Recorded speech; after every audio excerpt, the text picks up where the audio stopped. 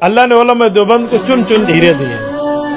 ہمارے علماء دیوبند کو اللہ پاک نے گلدستہ بنایا. آپ جانتے ہیں گلدستے میں اور پھول میں کیا فرق ہے؟ پھول اکیلا ہوتا ہے، کئی پھولوں کی جماعت دیکھنی ہو تو گلدستے کو دیکھو. گلدستے میں سب پھول ہوتے ہیں. حضرت مولانا محمد قاسم نانوتوی آپ کو پتہ ہے کن کی اولاد میں ہے؟ حضرت ابو بکر صدیق رضی اللہ عنہ.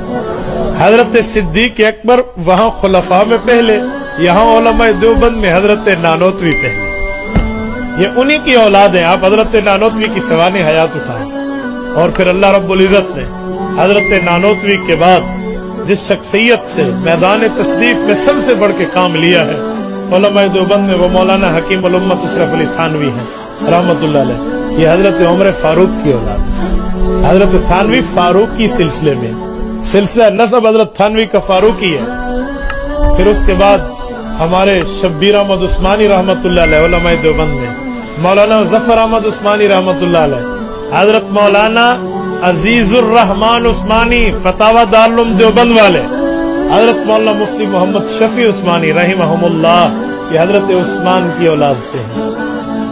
مولانا سید انور شاہ کاشمیری، مولانا سید اصغر حسین دیوبندی، مولانا سید مرتضی حسن چاندپوری، شیخ العرب والعجم مولانا سید حسین احمد مدنی رحمہم اللہ، یہ سادات ہیں حضرت علی کی اولاد میں. تو یہ مختلف پھول اللہ نے اس گلدستے میں جمع کیے ہیں. یہ ہر پھول، وہ کہتے ہیں نا ہر گلیرا رنگ بو دیگر است، ہر پھول کی اپنی خوشبو ہے. آپ چاندی اور گلاب کو اکٹھا رکھ کے سونگو، ایک دوسرے سے ملتی نہیں ہے، خوشبو اپنی اپنی دیتے ہیں.